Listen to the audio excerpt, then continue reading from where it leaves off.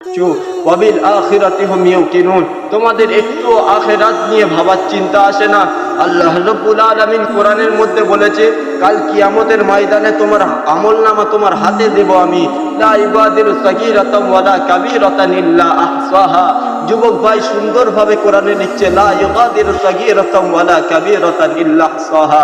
যখন আমলনামাটা হাতে দেওয়া হবে তখন মানুষটা বলতে থাকবে যে কে এমন লিখলো আর কি আমলনামা লিখলো, আমার তো এর ভিতরে একটা গুনাহ একটা খারাপ কাজ পর্যন্ত বাইরে নেই। জনার গাছে রাত গভীর হওয়ার সাথে সাথে কোলাচুরি করেছি, এইটুকু পর্যন্ত আমার এর বাহিরে নেই। এই আমলনামাটা কার হাতে লিখিয়েছো? ওয়াজাদু মা আমিলু হাদিরা ওয়ালা ইয়াজলিমু রাব্বুকা আহাদা।